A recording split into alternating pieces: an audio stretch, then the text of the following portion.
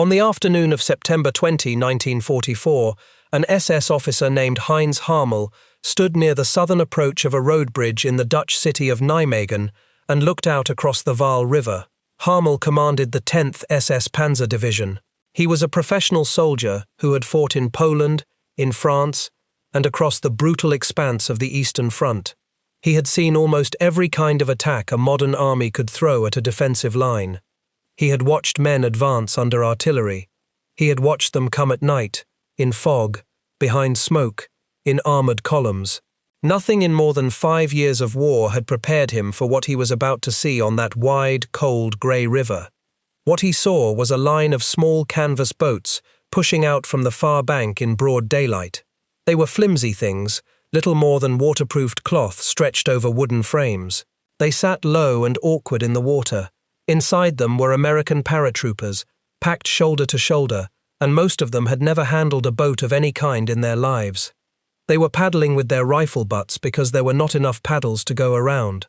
The river in front of them was roughly 250 yards wide, and the current ran fast and cold. The far bank, the one they were leaving, offered cover.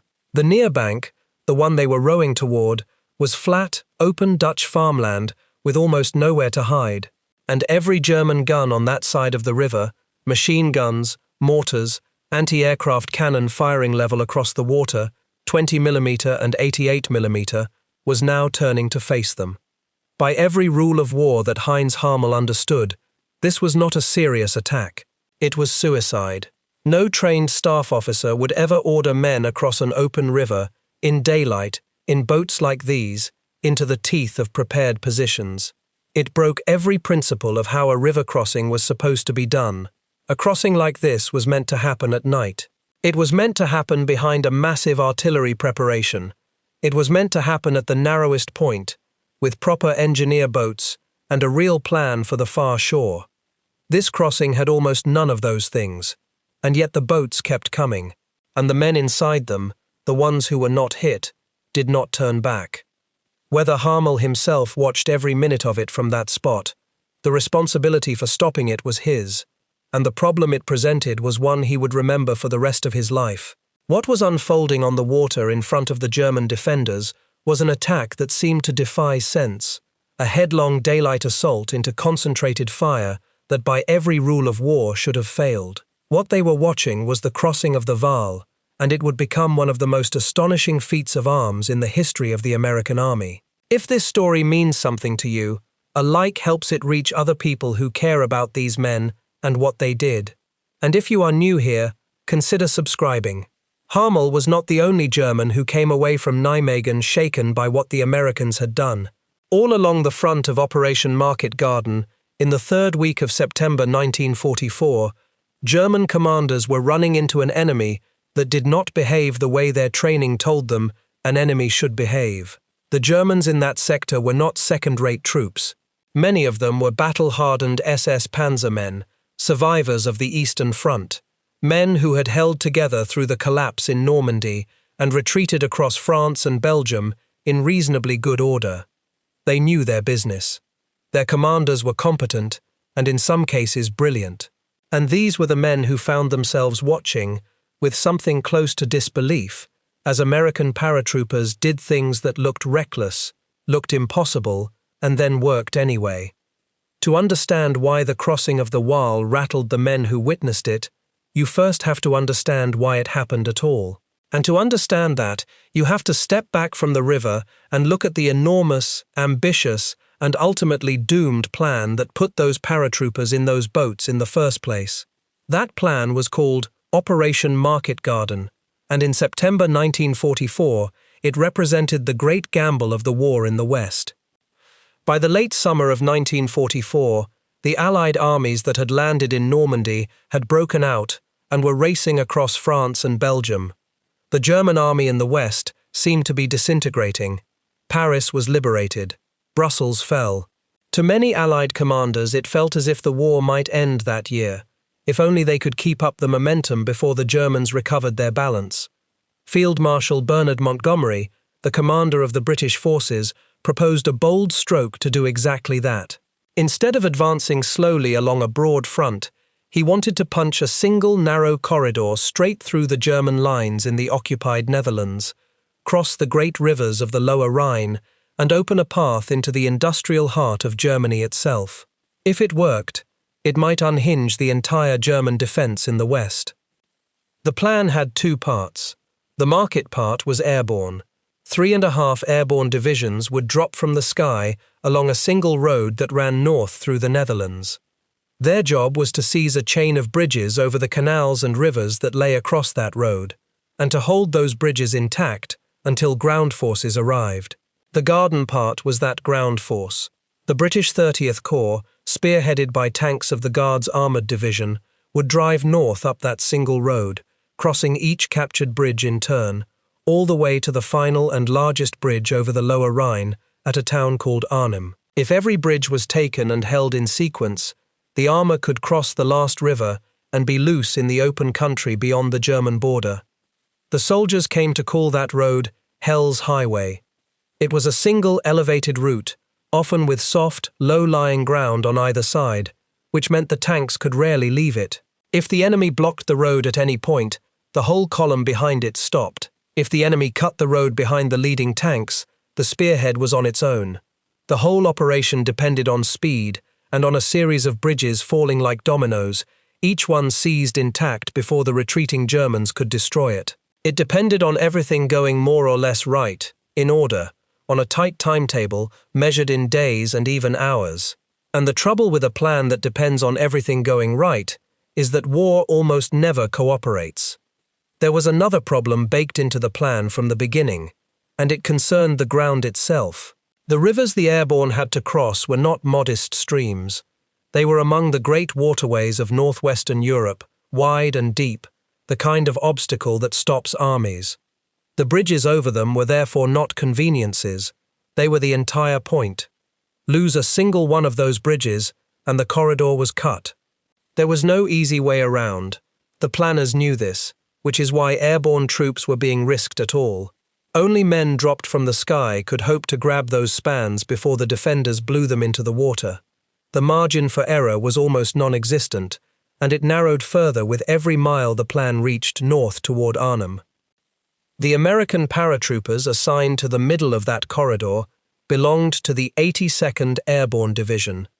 Their commander was Brigadier General James Gavin, who at 37 was the youngest divisional commander in the American Army.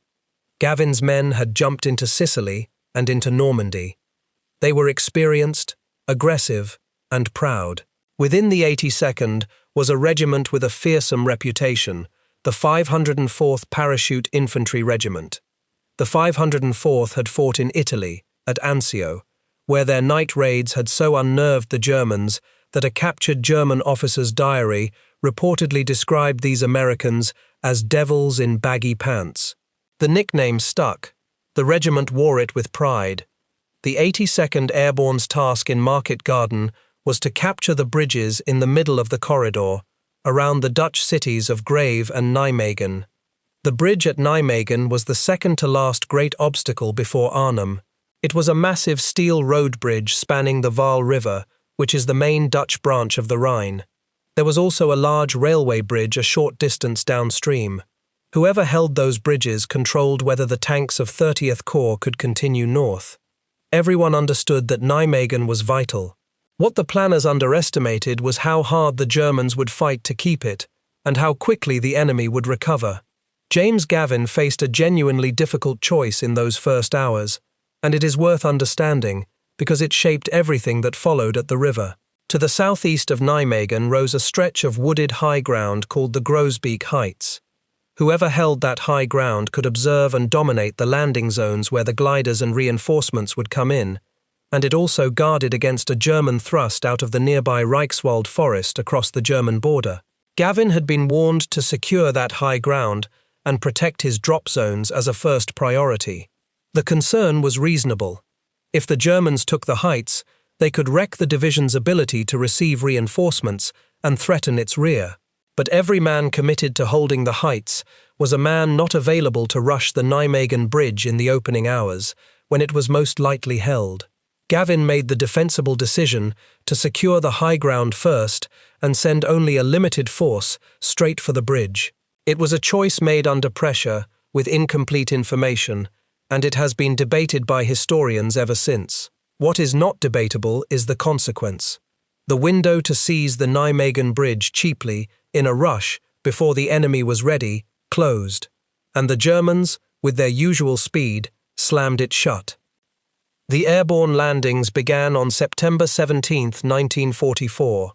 Thousands of parachutes and gliders filled the sky over the Netherlands in one of the largest airborne operations ever attempted. At first, much of it went well. The 82nd seized the huge bridge at Grave and secured crossings over a canal. But at Nijmegen, things bogged down almost immediately.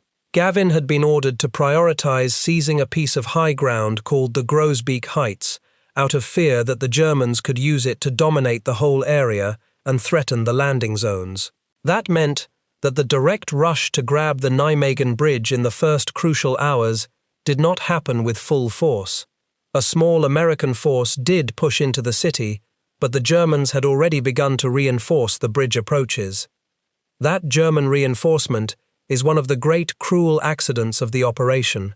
Unknown to the Allies at the time of planning, two badly battered but still dangerous German formations were refitting in the very area the plan ran through.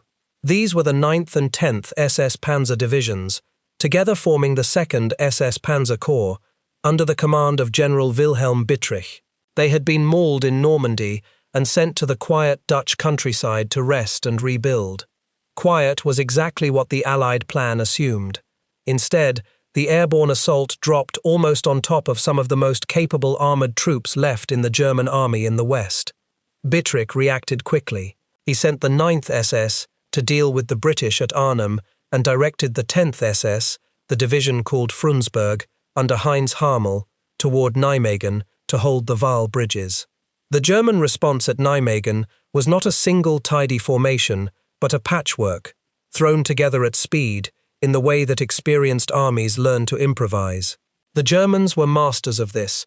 When a crisis erupted, they would scrape together whatever units, stragglers, and heavy weapons were at hand, place a capable officer in charge, and call the result a battle group, a Kampfgruppe, named usually for its commander. Around the Nijmegen bridges, elements of Harmel's division and other troops formed exactly this kind of scratch force to hold the crossings. They were reinforced by whatever could be found, and they dug in around the bridge approaches, in the streets of the city, and crucially in the strong positions on the northern bank of the Waal. These were not demoralized men waiting to surrender. They were determined, well-led, and dangerous, and they understood as clearly as the Allies did that the bridges were the key to the whole battle. Harmel's orders were simple and absolute. Hold the Waal, keep the tanks from crossing. If it came to it, be ready to destroy the bridges rather than let them fall intact into enemy hands. So by the time the leading British tanks of 30th Corps fought their way up the corridor and reached Nijmegen on September 19th, the situation had hardened into a deadly problem. The great road bridge over the Waal was still standing, but the Germans held both the bridge and the strong defensive positions around its northern end. The Americans and British held part of the city on the southern side, but could not simply drive across. The bridge was almost certainly wired for demolition. A frontal attack straight over it would run into fortified positions, anti-tank guns, and the constant risk that the Germans would blow the whole span into the river the moment tanks tried to cross.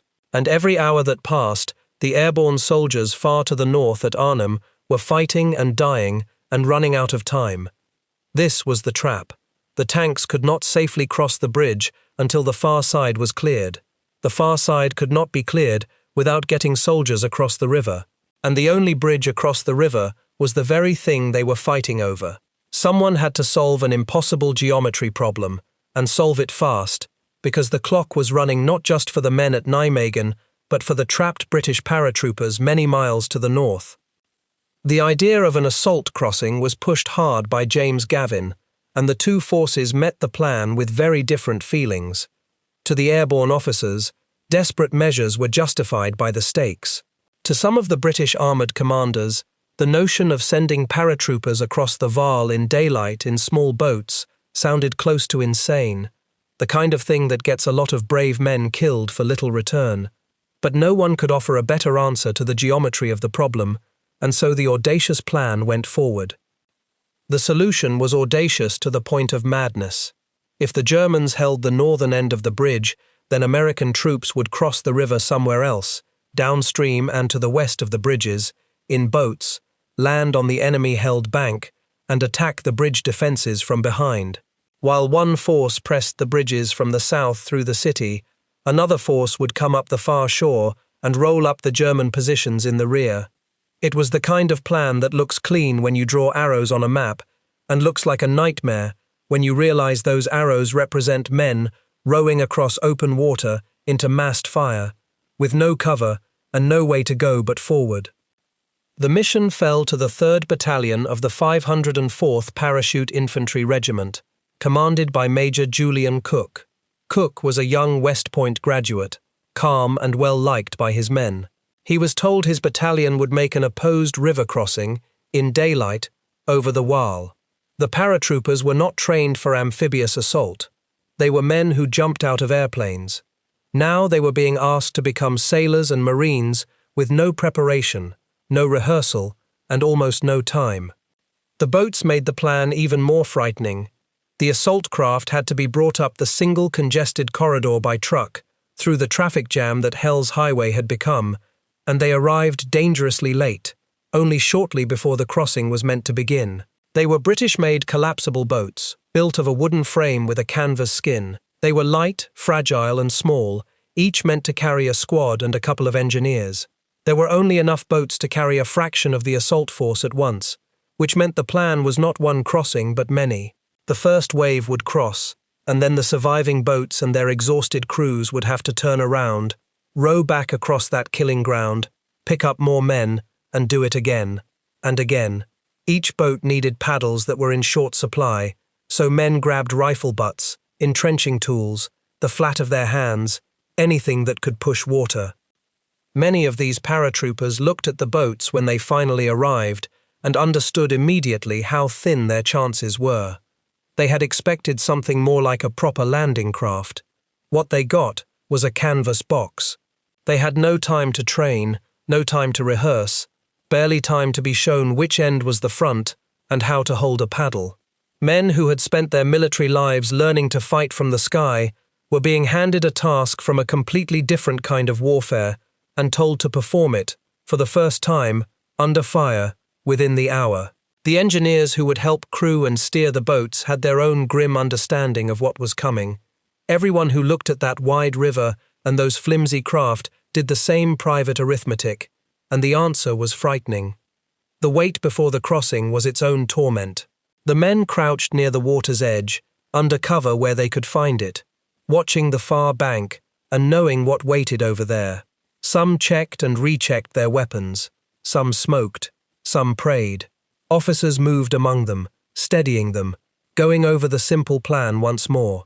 Get in the boats. Paddle hard. Do not stop for anything. Get to the far bank and get off the water as fast as humanly possible, because the water was where they would die. Every man understood that the crossing itself, those few minutes in the open river, would be the most dangerous thing he had ever done. The crossing was set for the afternoon of September 20. The plan called for a smoke screen to screen the boats, and for a heavy barrage of artillery and tank fire to suppress the German positions on the far bank, while the men crossed. Tanks of the Guards Armoured Division would line up on the southern bank and pour direct fire across the river at any German position they could see. Artillery would hammer the far shore. In theory, the smoke and the covering fire would beat down the defenders and give the boats a fighting chance to reach the other side. In practice, the wind and the chaos of battle meant the smoke was patchy and thin in places, drifting and breaking up, and it did not conceal the boats nearly as well as anyone had hoped. Long stretches of the crossing would happen in plain view. As the men carried the fragile craft down to the water's edge and climbed in, they were fully exposed. Some of them prayed aloud. The regiment's Protestant chaplain, a man named Delbert Kuhl, had insisted on going across with them, unarmed, so that he could be with the wounded and the dying on the far bank. It was not required of him. A chaplain had every justification to stay on the safe shore and tend the men when they came back. Kuehl chose to cross with the first wave. He would later describe the crossing as the most terrifying experience of his life, and he had a long life in which to compare it to other things. At around 3 in the afternoon, the first wave shoved off. Roughly 24 small boats pushed out into the Waal, each crowded with paratroopers and a few engineers to help steer and paddle. For a moment, there was only the sound of paddles and rifle butts and hands churning the water, and the labored breathing of men driving the overloaded boats against a strong current. The far bank was quiet for a few heartbeats. Then the German positions opened up all at once. What followed was a slaughter that the survivors would never forget. The far shore erupted with fire. Machine guns swept across the water in interlocking arcs. Mortar rounds walked back and forth through the little flotilla. 20mm anti-aircraft guns, designed to shred airplanes, were depressed to fire flat across the surface of the river, and they tore through the canvas boats and the men inside them. The Waal was churned white by bullets and shell splashes. Boats were hit and swamped. Some flipped over, dumping heavily laden men into the cold current, where many drowned. Others simply disintegrated. Paratroopers were killed where they sat, slumping over their paddles. Wounded men kept rowing. Men whose boats sank tried to swim in their heavy gear. The river carried the dead and the dying downstream toward the bridge. Captain Henry Keep, one of the officers in the crossing, later tried to put the horror into words. He described the fire as intense beyond anything he had known. The surface of the river, a sheet of spray and foam, thrown up by the storm of bullets and shells. Men were being hit all around him, and still the boats pressed on toward the far bank because there was nothing to do but go forward. To stop in the middle of that river was to die for nothing. The only way out was across. It took only a few minutes to cross that stretch of open water, but to the men in the boats it must have felt like an eternity inside a nightmare. Nearly half of the boats in that first wave were destroyed or disabled before they reached the far side. Casualties among the crossing force were terrible, concentrated into those few minutes on the water. And yet, incredibly, boats reached the far shore. The men who stepped out of them onto that bank were not the same men who had climbed in.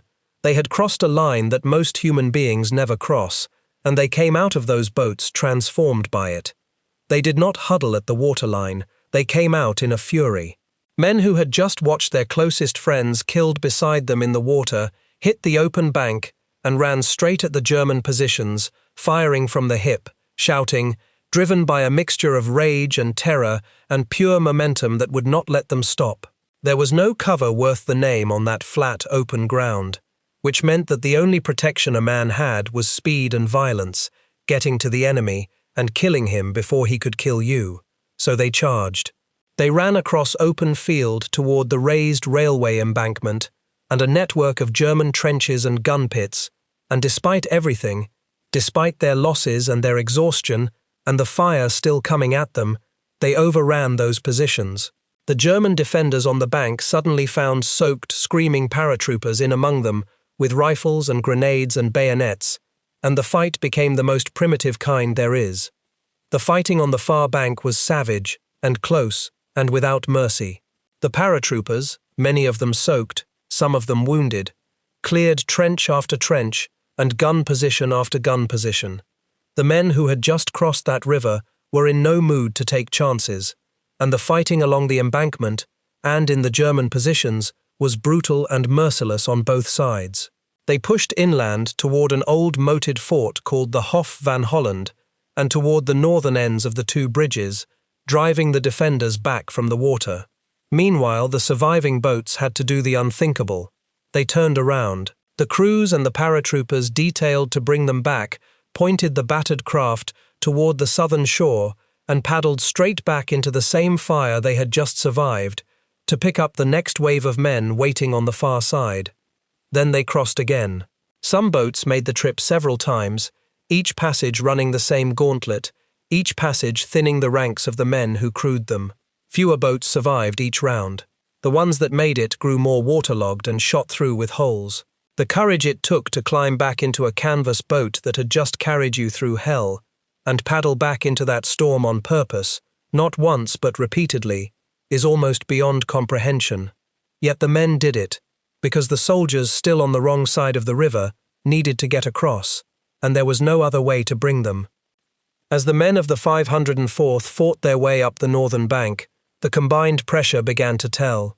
With Americans now assaulting the bridge defenses from the rear and other forces pressing from the city side, the German grip on the Great Road Bridge finally broke. In the early evening of September 20, British tanks of the Guards Armoured Division at last began to edge across the enormous Nijmegen Road Bridge. It was a moment of extraordinary tension. The bridge was believed to be wired for demolition and could have been blown at any second, sending the tanks and their crews into the river. But the charges did not go off. To this day, historians debate exactly why the bridge was not destroyed, whether the demolition failed, whether the order never came, or whether the wires had been cut. What is certain is that the tanks made it across, and paratroopers of the 504th met them on the far side. When the leading paratroopers of the 504th reached the northern end of the Great Road Bridge and linked up with the tanks that had crossed it, there was a moment of fierce, exhausted elation. Men who had crossed the river in canvas boats embraced the crews of the armoured vehicles that had driven over the span. They had done it. Against every reasonable expectation, the impossible plan had worked. The bridges over the Waal were in Allied hands, intact, and the road north lay open. The seizure of the Nijmegen bridges was a genuine triumph, purchased at a fearful price. But it is here that the larger tragedy of Market Garden asserts itself, and it is a source of bitterness that has never fully faded. The whole point of taking Nijmegen was to open the road to Arnhem, the last bridge, where a lightly armed British airborne force was fighting and dying against the 9th SS Panzer Division and running out of everything. And after the Waal crossing, the advance did not continue that same night at full speed toward Arnhem. The tanks halted at Nijmegen. There were real military reasons offered for the pause, and they were not frivolous. It was getting dark. The infantry needed to come up and consolidate. The single road ahead ran raised and exposed across low, wet ground that armor could not leave, perfect country for enemy anti-tank guns to pick off tanks one by one in the dark. The bridgehead on the far bank was still thin and needed securing. To some of the American paratroopers who had just bled and drowned in the Waal to open that road, none of those reasons could balance the scale. They had crossed that river in the belief that every minute counted for the men at Arnhem, that they were paying in blood to buy time for comrades who had none to spare. Now they watched the tanks stop for the night. The argument over whether the advance should have pressed on immediately has continued among historians and veterans ever since, and it is not the purpose of this story to settle it. What matters here is the human weight of it. The men of the Waal crossing had given everything to open a road, and the sense that the road was not then used the way they had hoped left a wound that some of them carried for the rest of their lives. Arnhem was too far. The British paratroopers holding the north end of the last bridge were finally overwhelmed. The larger British airborne force was gradually surrounded, and after days of desperate fighting, was evacuated in a costly withdrawal across the lower Rhine. Of the roughly 10,000 men who had landed in the Arnhem area, only a fraction escaped. Operation Market Garden had captured a long finger of the Netherlands, but it had failed in its ultimate goal. The last bridge, the one that mattered most, remained in German hands. The war would not end in 1944. It would grind on into another terrible winter and spring. And this is the strange and haunting thing about the Waal crossing. It was a magnificent success, embedded inside an operation that failed. The men of the 504th did everything asked of them, and more. They achieved the near impossible. But because the operation as a whole did not reach Arnhem, their extraordinary feat has often lived in the shadow of the larger defeat. Those who understand the battle, though, and especially the Germans who faced them, never forgot what the Americans did on that river. Which brings us back to Heinz Harmel and the men under his command. Because the crossing of the Waal was not just a physical event, it was a psychological one. It landed on the German defenders as a kind of shock that went beyond the tactical situation. To understand why, you have to think about how these particular German soldiers had come to understand the war by the autumn of 1944. The men of the 10th SS Panzer Division were veterans, not amateurs, and by this stage of the war, many German soldiers in the West had formed a settled picture of their Western enemies. They regarded the Americans and British as materially rich but cautious, an enemy that leaned on its overwhelming advantages in artillery, aircraft and supply, that preferred to smash a position flat with firepower and then advance carefully behind it. There was real truth in that picture. Allied doctrine did emphasize firepower, precisely to spend shells instead of lives. To a German who had survived the Eastern Front, where attacks were so often pressed at ruinous human cost, the Western Allies could look almost businesslike, unwilling to throw men away. That picture is exactly what shattered on the Waal. Here were American paratroopers doing the opposite of everything the Germans expected, climbing into canvas boats in daylight and rowing straight into concentrated fire, taking horrendous losses and not stopping. There was no methodical reduction of the position, no waiting for overwhelming force. It looked, to a professional soldier's eye, like the kind of desperate, self-sacrificing assault the Germans associated with the most fanatical fighting in the East, and it contradicted everything they thought they knew about how the Americans made war. Heinz Harmel spoke about the battle years after the war, in interviews with historians who were trying to reconstruct what had happened at Nijmegen from both sides. What comes through in the German recollection of that day is not contempt, but a wary respect, the recognition that the Americans had done something that should not have worked, and had made it work through sheer determination. To a professional soldier, an enemy who will cross an open river in daylight, absorb terrible losses in the first minutes, and still carry the far bank, is an enemy who has torn up the rulebook. Coming from men who had commanded panzer troops on the most murderous front of the entire war, that recognition carries weight. These were not soldiers who were easily unsettled, and the Waal unsettled them. There is a deeper layer here, and it is the heart of this story. The German defenders did not just witness bravery. Every army has brave men, and the Germans had faced courage on every front for years. Bravery alone would not have unsettled them. What unsettled them was something structural, something about how the American attack kept functioning even as it was being torn apart in front of their eyes. Consider what was actually happening in those boats and on that bank. Officers were being killed. Sergeants were being killed. Boats were losing half their occupants before they reached the shore, and some lost everyone. The careful organization of the assault, this squad in that boat, this platoon landing here, was being destroyed in the crossing itself. Men from different boats and different companies washed up along the bank wherever the current and the fire happened to leave them, mixed together, separated from their own leaders, soaked and shaken and often bleeding. By the ordinary logic of war, that kind of disruption should have produced paralysis. Leaderless, disorganized, decimated men are supposed to go to ground, to freeze, to wait for someone to tell them what to do, or simply to stop. A commander watching an enemy assault fall into that condition would expect the attack to stall at the waterline and then wither under his guns. These men did not stop. When an officer fell, another man took charge. When boats landed out of order and mixed up the careful organization, small groups simply formed around whoever was nearest and kept attacking toward the objective everyone had been told about. The attack did not depend on any single leader surviving the crossing because the intention had been pushed down into every rank. Every paratrooper knew the goal: get across, take the far bank, get to the bridges, kill the men firing the guns. They did not need to be told again in the middle of the river. They already knew, and they acted on that knowledge even as the formal chain of command was being shot to pieces around them. This is what made the American Airborne so dangerous, and it is what the Germans, for all their tactical skill, found so hard to counter. The strength of the assault was not located in a fragile few commanders whose deaths would end it. It was distributed through the whole force. You could kill the lieutenant, and the attack kept coming. You could kill the sergeant, and the attack kept coming. You could sink half the boats, and the survivors from the other half would still be sprinting across your field and jumping into your trench. There was no single throat to cut.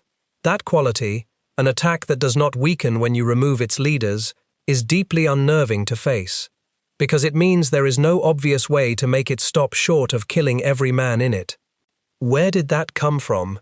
It did not appear by accident on the Waal. It was built into the American airborne soldier long before he ever saw the Netherlands. Paratroopers were volunteers, screened and pushed through some of the hardest training the American Army offered. The training deliberately emphasized initiative, physical toughness, and independent action. Airborne doctrine assumed from the start that things would go wrong.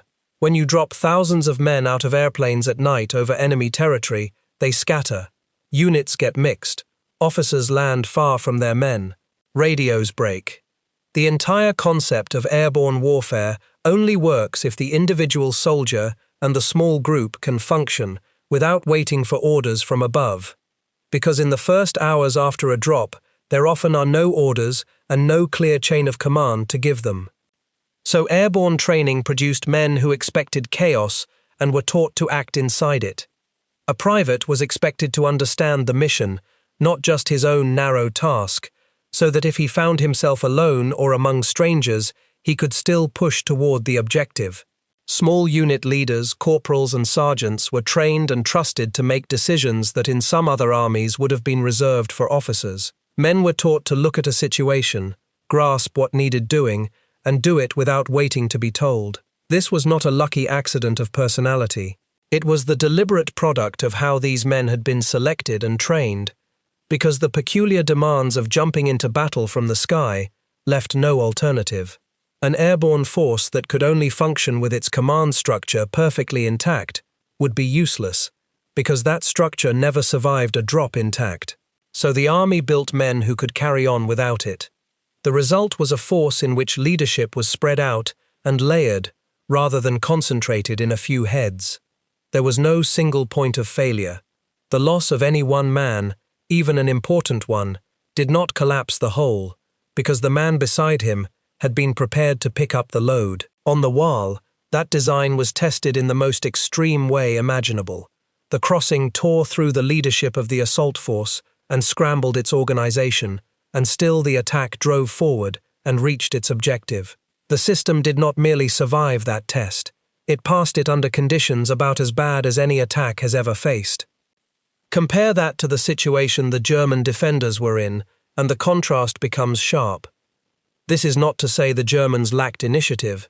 In fact, the German army had its own famous tradition of pushing decision-making down to lower levels, an idea often summarized as mission command, where a commander tells subordinates what to achieve and lets them work out how. German small unit leadership was genuinely excellent, and it is one reason the 10th SS Panzer Division fought as effectively as it did around Nijmegen with limited resources. But the German army was also, by tradition and structure, built on a strong and clearly defined officer class. The distinction between the officer corps and the enlisted ranks was a serious cultural boundary. Authority and the deepest responsibility were understood to belong to the officers. The Americans, and especially the American Airborne, had blurred that line much further. Their whole approach assumed that leadership was a skill to be trained and distributed as widely as possible, a thing to be handed out like ammunition rather than a status reserved for a distinct class. In the ordinary infantry, this had already produced armies that were surprisingly hard to decapitate, units that kept fighting after their officers fell.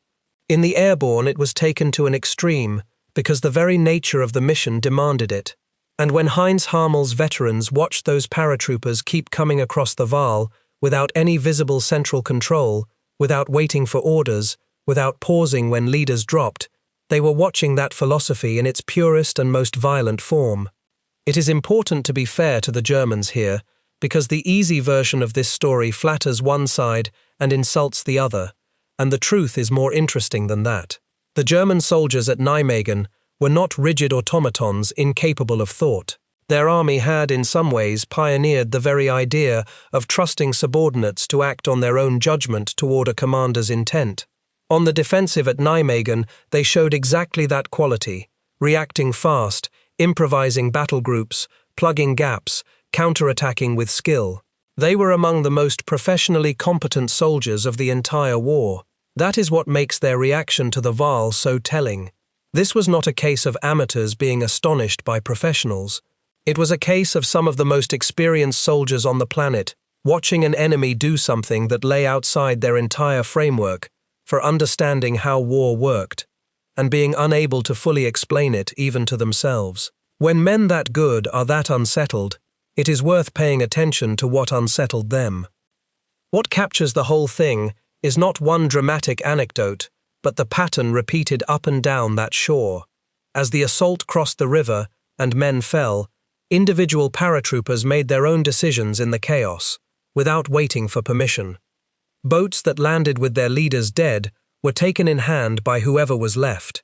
Men who came ashore separated from their own squads, attached themselves to the nearest group, and kept fighting toward the objective everyone had been briefed on. Small acts of leadership by ordinary men, not by generals, added up into an attack that could not be stopped by killing any one person. The plan on the map had been drawn by senior officers. The execution, under fire, in the water, on the bank, belonged to the sergeants and privates who kept it alive when the plan itself was being shredded. Major Julian Cook, the battalion commander, understood what he was asking of his men, and he shared the danger with them. He crossed with the assault. As the boats struggled across the fire-swept water, witnesses recalled that Cook was praying out loud, repeating a Hail Mary over and over in rhythm with the strokes of his paddle, and trying to keep himself and the men around him moving forward through the terror. Here was the commander, not safely behind the lines directing by radio, but in a canvas boat on the river with his soldiers, as exposed to death as the youngest private. That, too, is part of the American airborne character that the Germans found so hard to categorize. The officer was not a separate being directing from safety. He was in the boat. For the German soldier who survived Nijmegen, all of this had to be absorbed and made sense of. Some of them wrote about it, in letters and later in memoirs and interviews.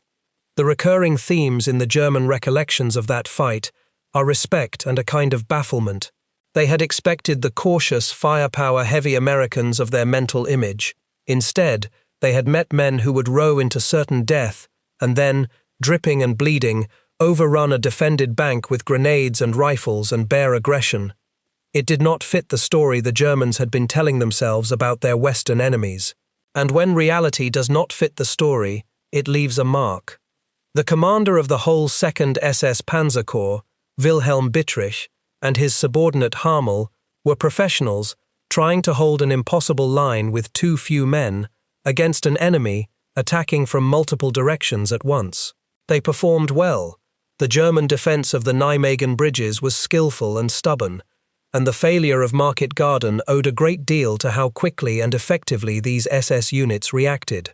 It would be wrong to tell this story as if the Germans were simply overwhelmed by superior force. In the immediate area, they were often not outnumbered by much at all, and they inflicted appalling casualties. What defeated them at the river's edge was not overwhelming numbers. It was an enemy whose attack did not behave the way attacks were supposed to behave. An attack with no soft center to break. It is worth pausing on the human cost, because these numbers were not statistics to the men involved. The crossing of the Waal killed and wounded a heavy portion of the assault force in the space of a single afternoon. Whole boatloads were lost in the water, men drowned in the river weighed down by their equipment, men who had survived the fighting in Sicily and Italy and the drop into the Netherlands only to die in a canvas boat a few dozen yards from a Dutch riverbank. The 504th Parachute Infantry Regiment paid a heavy price at Nijmegen that stands among the costliest single actions in its history. Every one of those men had a name, a hometown, a family who would one day open a door to a telegram. There was Captain Thomas Moffatt Burriss, who commanded a company in the assault and lived to write about it decades later, carrying the images of that day with him. There were officers and sergeants and privates whose individual acts of courage in the boats and on the bank were witnessed by their comrades and remembered long after the war. There were men who pulled the wounded from the water, men who kept paddling after they were hit, and men who stood up in the boats to fire back at the shore, even though standing made them targets. The chaplain, Delbert Kuehl, who had crossed unarmed to be with them, was himself wounded during the fighting, and he spent the aftermath moving among the wounded and the dead on that far bank, doing the only work a chaplain can do in such a place, which is to make sure that no man died alone and forgotten. He would say afterward that in all his years he never faced anything as terrifying as that crossing, and never felt closer to the men he served. For the Allied High Command, the crossing produced a famous reaction. When word of the feat reached senior officers, one British general, Frederick Browning, who commanded the Airborne Corps, is said to have called it one of the most gallant actions he had ever seen. Coming from a British officer about an American unit, in an operation that was largely a British conception, that judgment says something. The men who understood war best, on both sides of the line, recognized that they had witnessed something exceptional on that river. And yet, because Market Garden failed, the crossing of the Waal did not enter the popular memory of the war with the prominence it deserved. For a long time it was a story mostly told within the airborne community and among serious students of the campaign. It gained wider fame decades later through a book and a film about the whole operation, which brought the image of paratroopers paddling across a river under fire to a large audience. But films compress and dramatize, and the real event was both grimmer and more remarkable than any 2-hour retelling can hold. To sit with the true story is to confront a hard and human paradox. The Waal crossing was, on one level, a product of failure and desperation. It only happened because the original plan to seize the bridge quickly had broken down, because the Germans had recovered faster than anyone expected, because the timetable was collapsing, because men far to the north were dying, and someone had to do something drastic to try to reach them. In an ideal operation, no one would ever have had to make that crossing. It was the answer to a problem that better luck and better planning might have prevented. The men who rode into that fire were paying with their lives for decisions and misjudgments made far above their heads. And yet, out of that desperate improvisation came one of the purest demonstrations of what the American airborne soldier was. The crossing revealed, in the space of a single bloody afternoon, the whole philosophy that had been built into these men. That the mission belongs to everyone, not just the officer. That you keep going when the plan falls apart, because the plan was never the point, the objective was. That leadership is not a rank you wear but a thing you do, and that any man in the boat might have to do it when the man who was doing it goes into the water. The Germans across the river were watching an idea about human beings and war, expressed in the most extreme physical terms, and it disturbed them precisely because it was so effective and so hard to answer. Heinz Harmel lived a long life. He survived the war, was held as a prisoner, and eventually returned to Germany, where he lived quietly into old age. In his later decades, he spoke with historians, and even took part in commemorations of the battle, and he was known to speak with genuine respect about the men he had fought against at Nijmegen. He died in the year 2000, an old soldier who had outlived the war by more than half a century. Of all the things he had seen in that war, across so many fronts, the image of those small boats crossing the Waal in daylight stayed with him as something singular. He had seen an enemy do what should not have been possible, and he never quite got over it. Major Julian Cook, the commander who prayed his way across the river in a canvas boat, survived the crossing and the war. He received the Distinguished Service Cross for his leadership that day, one of the American Army's highest awards for valor. He went on to a full life. The colonel who commanded the whole regiment, Reuben Tucker, was widely regarded as one of the finest combat leaders in the airborne, and his men were fiercely loyal to him. The chaplain Delbert Kuehl carried the memory of that river for the rest of his days and spoke of it as a moment when he had been as close to death and as close to the men he served as he ever was.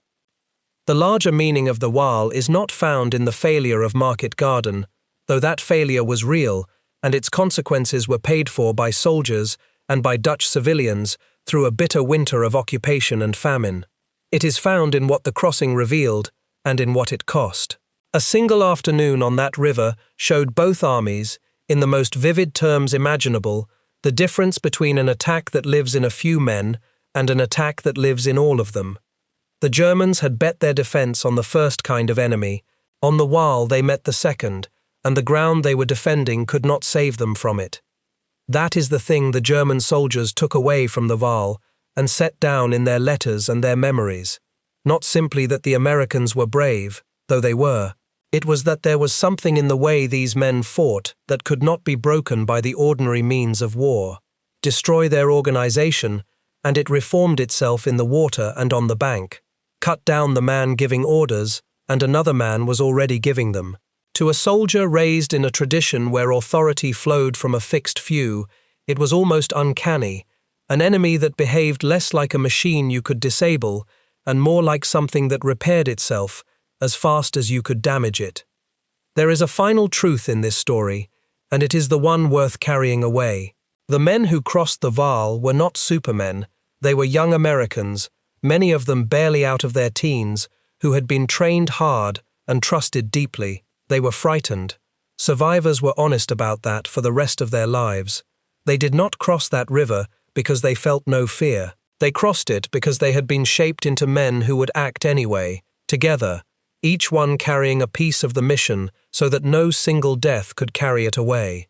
What the German defenders faced on that grey afternoon was the sight of ordinary men made extraordinary by training, by trust, and by one another. The bridges at Nijmegen still stand over the Waal today. Traffic crosses them every day, carrying people who mostly do not think about what happened in that water in September of 1944. On the north bank, memorials mark the ground where the paratroopers came ashore and fought. Each year, people gather there to remember. Sometimes veterans returned while they still could, old men looking out over a calm river, remembering it as it had been, white with spray and fire, filled with boats, and the friends who did not make it across. If this story reached you, the best way to help it find others who care about this history is a like. If you are not already subscribed, this is a good moment to do it, and the notification bell will make sure the next story finds you. I would like to know where you are watching from today. And if someone in your own family served in the Second World War, a father, a grandfather, a great-uncle, a name spoken at the dinner table when you were young, tell me about them below. Behind every one of these battles are men like the ones who crossed the Waal, most of whom came home and said very little about what they had done. Remembering them and saying their names is how we make sure that what they did on that river and on 100 other rivers and beaches and fields is not allowed to fade. Thank you for spending this time with them, and with me.